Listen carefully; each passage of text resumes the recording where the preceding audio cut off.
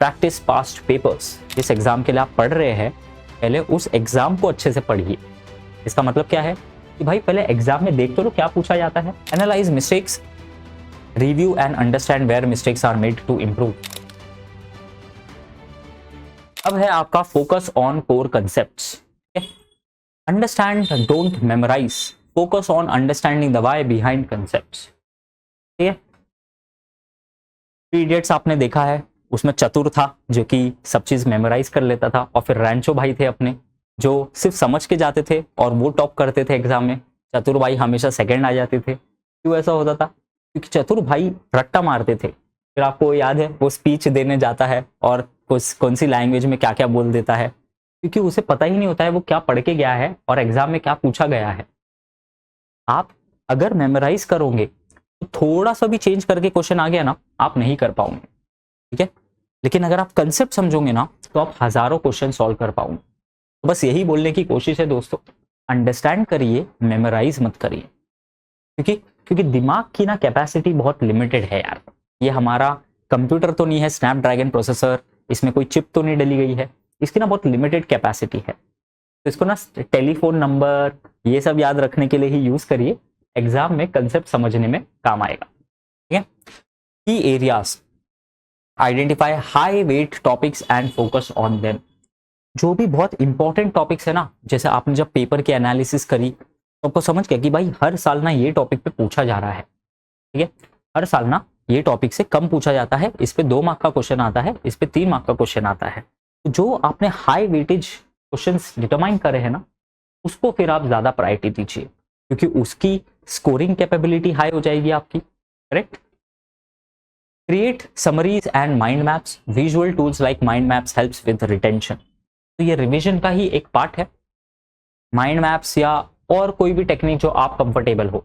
जैसे मैं अगर पर्सनली बात करूं तो जब भी मैं ऐसे छोटी सी नैप लेता था ना, मैं विजुअलाइज करता था कि हाँ यहाँ ये पढ़ा था, यहाँ ये पढ़ा था। इससे ना दिमाग में पैटर्न्स डेवलप होते हैं। जब मैं एग्जाम में लिखता था ना तो मुझे इन अ वे वो पूरा पेज दिखाई देता था। हर पेज नहीं, जब मैं बहुत प्रैक्टिस करता था तब तो मुझे पता चलता हाँ यार ये फॉर्मूला के ऊपर ये फॉर्मूला लिखा था, इसके नीचे ये फॉर्मूला लिखा था। तो ऐसे माइंड कनेक्शंस बनाता है अपना दिमाग, न्यूरल नेटवर्क्स ना ऐसे सिग्नल पास करता है। तो एक चीज से दूसरे चीज को लिंक करिए, इससे इसको लिंक करिए, तो पूरी एक चेन ऑफ थॉट्स बनती है आपके दिमाग में। बहुत साइंटिफिक बात बता रहा हूँ। ठीक है, तो आप जब तक के एक माइंड मैप नहीं बनाओगे ना, आपको याद रखना मुश्किल हो जाएगा। ठीक है, बहुत अच्छी डिस्कवरीज करी गई है, बहुत अच्छी रिसर्च कर गई है कि अपनी मेमोरी को कैसे शार्प करें, और वो शार्प होती है कनेक्शंस बिल्ड करने से। दिमाग में कनेक्शंस बिल्ड करने होते हैं, एसोसिएशंस बिल्ड करने होते हैं। जैसे आप ब्रेड लेने गए तो बटर भी साथ में लेके आते हैं, क्योंकि ब्रेड और बटर का एसोसिएशन है आपके दिमाग में कि हाँ यार ब्रेड बटर खाएंगे। उसी तरह आपको ये फॉर्मूले से पूरा डेरिवेशन दिखना चाहिए कि ये फॉर्मूला का ये टर्म ऐसे डिराइव करके आया था। तो इस तरीके से आपको पढ़ाई करनी है। ठीक है, डिस्कस विद पियर्स और teachers, explaining concepts to others reinforces understanding.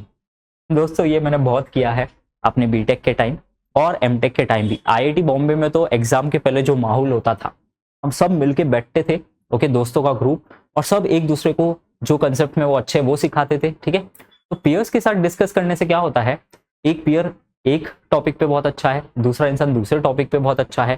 तो जब आप कोलैबोरेट करते हैं ना तो हर चीज का बेस्ट आपको मिलता है। आप भी किसी टॉपिक में अच्छे हैं, आप वो दूसरों को सिखाइए, दूसरे जो टॉपिक में अच्छे वो आपको सिखाएंगे।